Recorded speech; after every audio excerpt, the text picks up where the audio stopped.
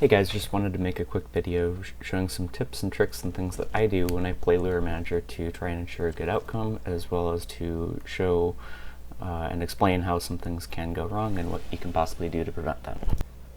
So the Lure AI is really frustrating. As soon as they teleport to you, they tend to immediately go away from you.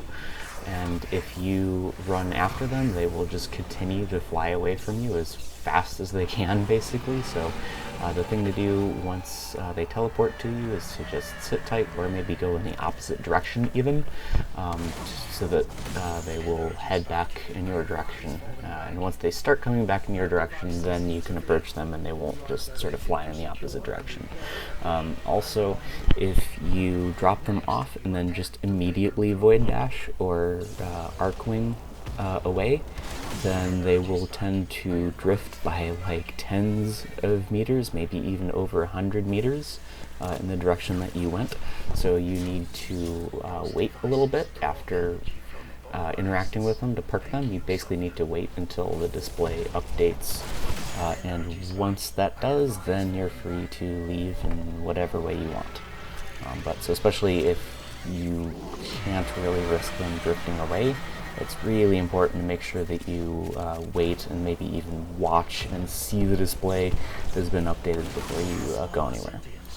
Sometimes when you're getting lures, you may find that they just aren't spawning in the spots that you're going to. So what I do to prevent that happening, and this just about always works, is I first pick up 3 lures from camps that spawn in only 1 lure at that campsite.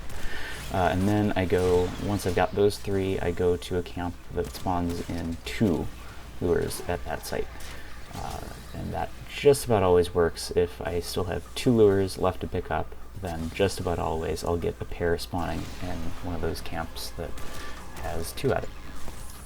That also makes it really easy to keep track of just how many lures you have picked up, because it's a lot easier to count to 3 than to count to 5. Back before I started doing that, sometimes I would get 4 or 5 lures picked up and I wouldn't know exactly how many I had, and I had to like land and count them.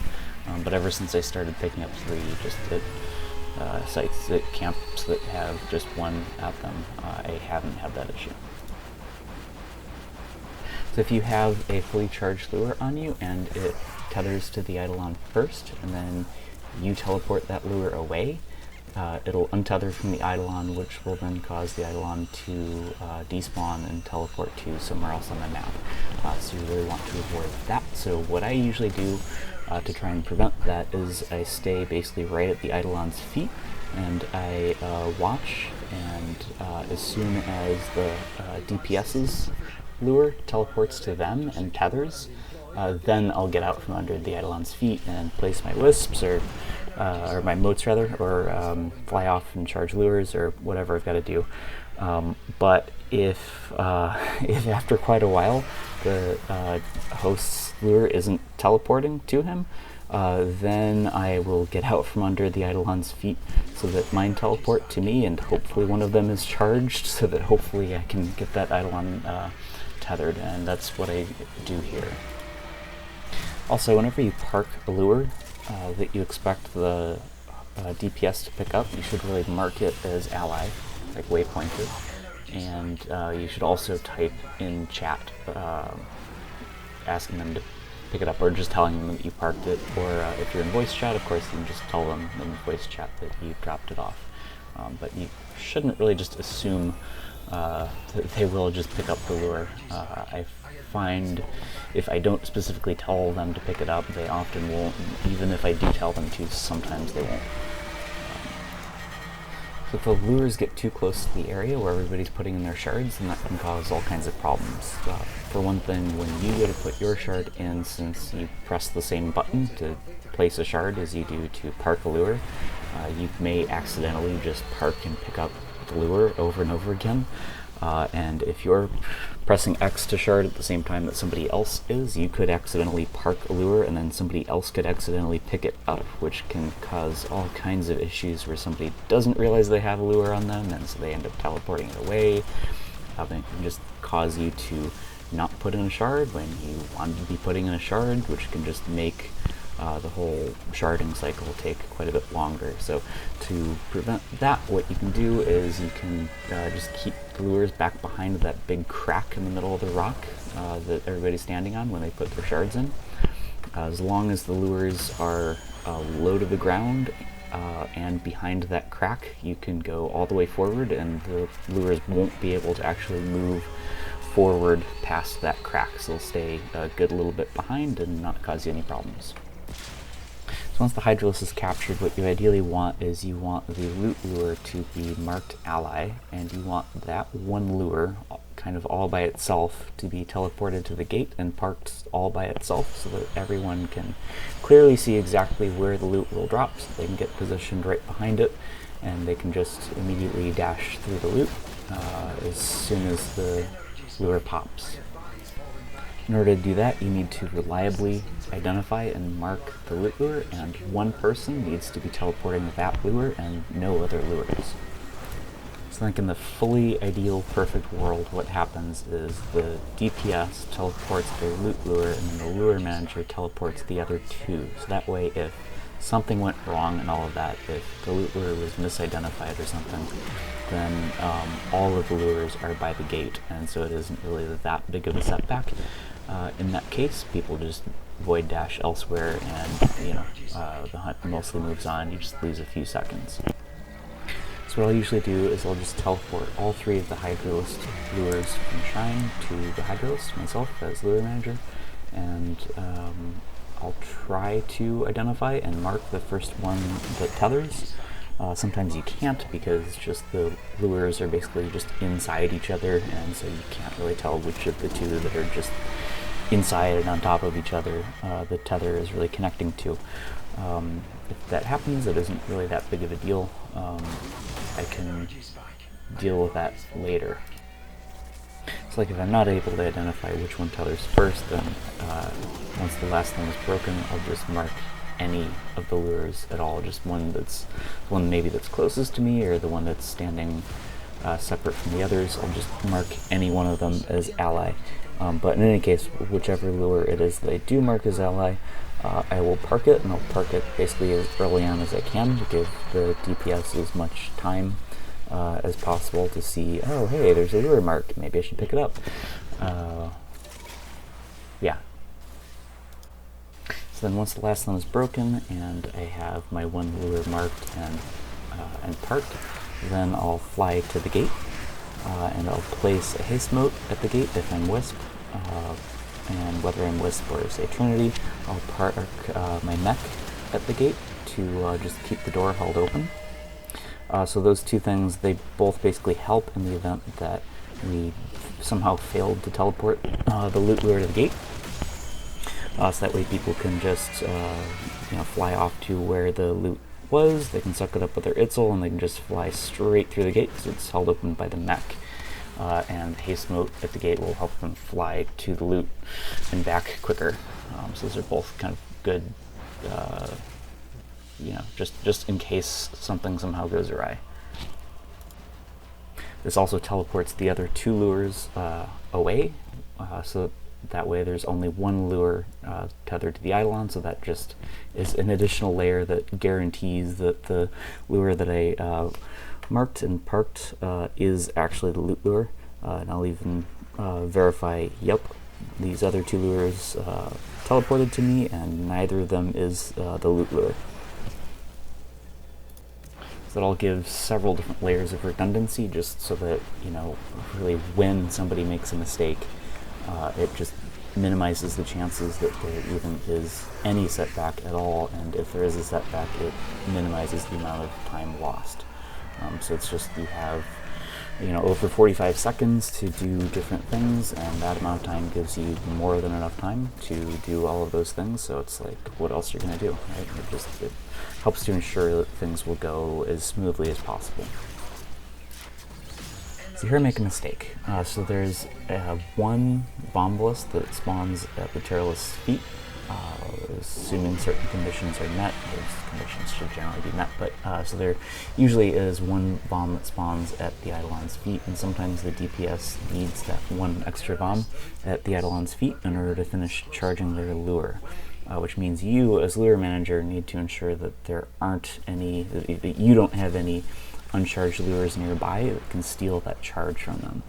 And I made a mistake that caused one of my lures to teleport nearby, which stole the charge from the DPS, which then resulted in the Eidolon teleporting away and us losing quite a bit of time.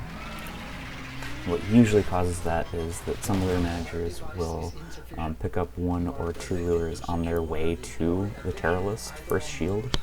You should really only do that with a DPS that you know to be extremely quick and reliable with their quick charge, that you know never ever needs the +1 Vombalist, and there are very few hosts like that out there. And yeah, certainly don't do that with just like a recruit chat hunt or anything like that. Or again, with any host that you don't know extremely well, and know them to be extremely reliable with their quick charge. It's another really important topic. On the Teralyst, as soon as the last limb is broken, the #1 priority really is the DPS getting 3 blue lures, because until the DPS gets 3 blue lures, you can't really start on the Gantulyst. The Gantulyst will just teleport away, and the DPS has a very short window of time in which to do that. Some DPSs will charge their lures in different ways. Some will just look around in the immediate area surrounding the Teralyst and sort of wing it, kind of play it by ear. Some people are really good at that. Others are not that good at that, and are not as good at that. And so some people will like force spawn bombs near like the Gant and Hydro far spawn, and near the log at Twin Horns, that little hill that you void dash towards at the start of a set in the VS role. So yeah, some DPSs will fly from just about any part of the map to that area just because they know how to do that consistently and reliably. I'm one of those hosts that really likes to do that. I find that to be more consistent than just searching around in the area. But whatever strategy your DPS is using, you need to make sure that you really give them a generous berth. You need to make sure that you stay a good deal away so that you don't mess up what they're doing. Because if you are too close to that area, you may spawn bombs in weird places that they're not used to, so that they won't get their bombs in the areas that they're expecting. Or if your lures are near them and near the bombs that they're spawning in, then your lures might siphon off the bombs. The DPS may end up with not enough fully charged lures, in which case the DPS is going to spend some time flying around trying to find a bomb or two. It can lose easily tens of seconds, and things can go pretty bad pretty quickly there. So yeah, just make sure that you stay away. It's really better, frankly, to just do nothing at all during this phase, other than just maybe gather lures. You should be able to get all of your lures charged throughout the rest of the hunt, but this short period of time is really important to make sure that the DPS is being as optimal as they really can be in getting those lures charged in a very short window of time. So there's one last topic that I want to touch on. So some people like to park the Hydrolyst lures at the shrine, and the idea then is that the DPS would pick up one of them. So then that way the DPS just has the one loot lure right from the beginning, and there's absolutely no question as to which lure is either a loot lure. The other two just aren't anywhere near the Hydrolyst until after the last limb is broken. And that's kind of simple, except that sometimes the DPS might not be that reliable in actually picking one of them up, or maybe they thought they picked it up, but they didn't. Different things can possibly go wrong, so what I like to do, usually if a DPS asks me to park lures for them, is to park 2 out of the 3 of them, so that I keep the third on me, so that if something goes wrong, if they fail to teleport the one lure they picked up, or if they somehow didn't pick it up or something like that, I can ensure that we at least have a charged lure tethered to the Eidolon, so I can ensure that the Eidolon doesn't teleport away. I prefer not assuming and instead knowing. So I'll do the thing that I showed earlier. In that case, if they do end up keeping that lure on me is I'll stay kind of in the Eidolon's hitbox. I'll stay like at the Eidolon's feet so that lure doesn't teleport to me until I see the host's lure hopefully teleport to them, and if that doesn't end up happening, then I'll dash out of the way real quick to hopefully save the day. But so the caveat there is if I do see that the DPS did pick up the lure, and if I trust them, then I might just park the one that I kept on me.